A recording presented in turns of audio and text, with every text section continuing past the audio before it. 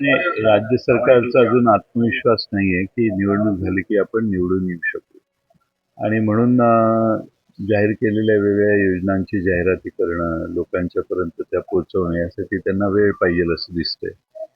आजच्या मितीला आजच्या तारखेला निवडणूक घेतली तर बहुतेक त्यांचा पराभव होईल असं त्यांना वाटतंय. त्यामुळं हरियाणाबरोबर आपल्या निवडणुका पूर्वीपासून होत होत्या, पण आता यावेळी डिफर केल्या.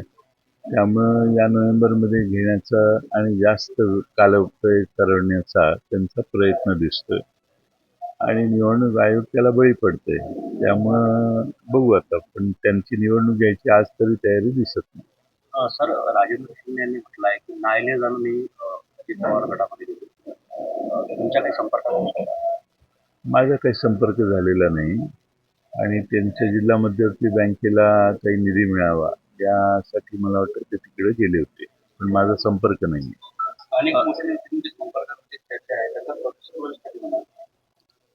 नाही, आता सध्या कोणी फारसं पक्षप्रवेशासाठी तसे रोजच चालू आहेत पक्षप्रवेश, पण तसं काही विशेष अलीकडे माझ्याशी कोणी काय बोललेलं नाही. तर एक शांत आणि संयमी नेता म्हणून तुमची ओळख आहे, मात्र काल जालन्यामध्ये जो गोंधळ प्रतिक्रिया नाही, जालन्यामध्ये काय झालं की इच्छुकांच्या त्यात मतदारसंघात 3 जण आहेत आणि त्यातल्या एका व्यक्तीच्या समर्थकांनी भावी आमदार म्हणून बोर्ड लावला.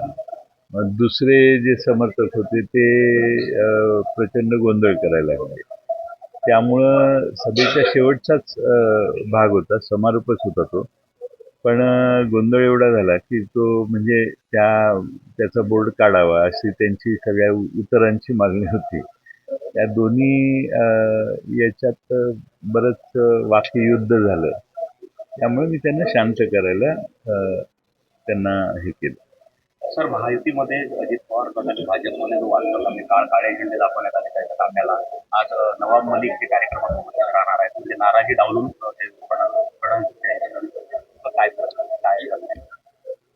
मला असं वाटतं की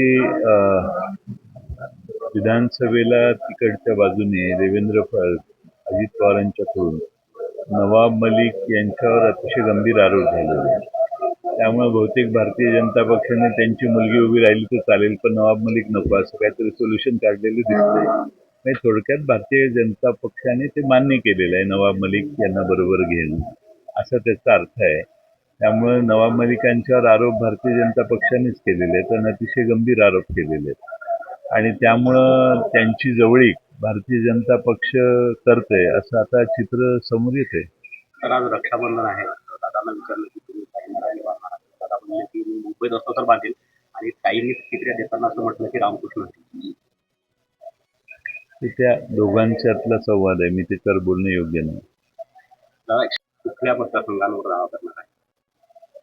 नाही, अकोला जिल्ह्यामध्ये आम्ही पूर्वीपासून काही मतदारसंघ लढवतो. 2-3 मतदारसंघ या जिल्ह्यातले आहेत की जिथं आमच्या कार्यकर्त्यांची इच्छा आहे निवडणूक लढवण्याची. आज बऱ्याचशी कार्यकर्त्यांशी, नेत्यांशी चर्चा करतोय मी. 21 तारखेपासून आमच्या चर्चा सुरू होतील. त्यावेळी मग हळूहळू आमच्या या जिल्ह्यातल्या कार्यकर्त्यांच्या म्हणण्याप्रमाणे आम्ही जागा मागणी करू. काँग्रेसने 3 जागावर दावा केलेला आहे, शिवसेनेने 2 जागेवर दावा. आम्ही आज चर्चा होणार आहे आणि आम्ही दावा जाहीर करत नाही, आम्ही मीटिंगमध्ये दावा करतो.